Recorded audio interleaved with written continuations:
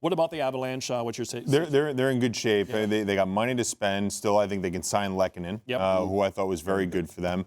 I like the signing of Manson, bringing back Helm, keep the band together. Yep. Like we mentioned, Georgiev, I like that pickup. That's a shrewd play. This team is still there. Kadri would be a big hole, It is, but I think JT Compher, I thought when he played up when Kadri was out, I thought he played pretty well. It was only when Kadri came back I thought Compher's play dipped a little bit. So maybe an elevated role for him. I think he's ready to take the next step. Yeah, good points. I love where Colorado is right now. The biggest thing for me with their team is they have a real blend of speed, tempo, but their top players play hard. That's the big thing. Landy fights more than anyone. Hard. All those guys play in traffic. They'll play along the boards. They're good in net fronts.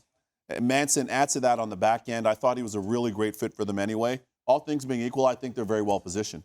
Well, you know what it is, too? And I know people get sick and tired of hearing about, we're trying to build, character and, all these different catchphrases that, all sports teams use. Mm-hmm. It's important because once you have it, you only talk about when you don't have it, but once you do have it, and now they clearly have it. They have the leadership. They won the Stanley Cup. But they're identifying what those pieces are, those foundational pieces that you keep, and then you continue to find, because you're going to have to make tough decisions. Absolutely. And I think that's why you keep a guy like Chuskin, too. I think that's why you prioritize a guy like that. Mm-hmm. Where do you find a 6'5" monster that could fly?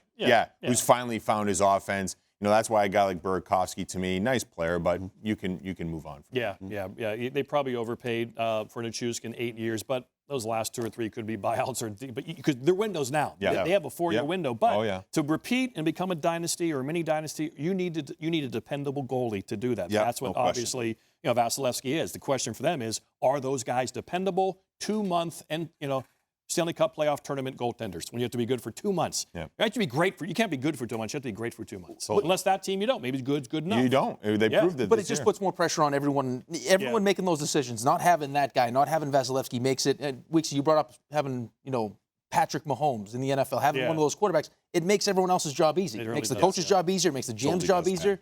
Because it makes up for all those mistakes that you might make. But we're in a world in the NHL where those goaltenders are almost impossible to find. Like we talked about it, right? Here's a list that I've got: Vasilevsky, Shesterkin, Sorokin, Demko, Markstrom, Hellebuck, potentially Jake Ottinger.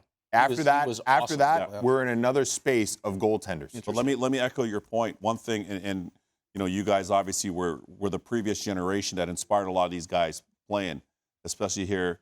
He's calling you old. He's calling you old. You inspired me. Inspired. You like that?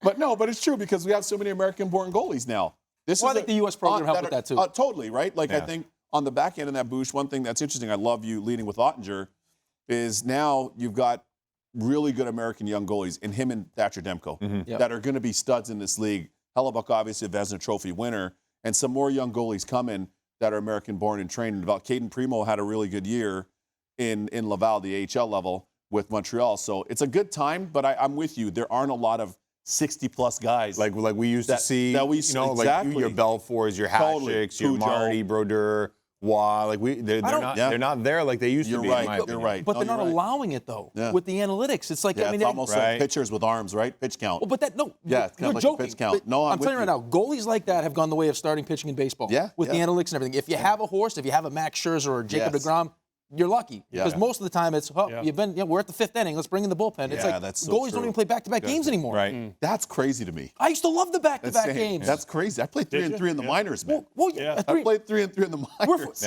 We're flying a day a game to Lowell for a 1 o'clock start. It's true, man. Having McDonald's for pregame meals. It's true. No, but didn't you always feel like, I would always feel like I was locked in for the second game. You're in your rhythm. No pregame skate, you feel good, don't even think about it, you just show up. Always felt better on the second end. I agree with that. That's true. What do you got? I have no news, but just to add to the goalie conversation, Jake Ottinger, to me, that's the #1 priority for the Dallas Stars to lock him up. Watch him this year. But I've heard that they haven't really had any conversations about contract yet because they have too many things. But if you're building that team, Jason Robertson, Jake Ottinger, Rupe Hintz, you get him in the mix, whatever. They have a good Heiskanen, oh my God, how did I forget? Thanks for watching ESPN on YouTube. For live streaming sports and premium content, subscribe to ESPN+.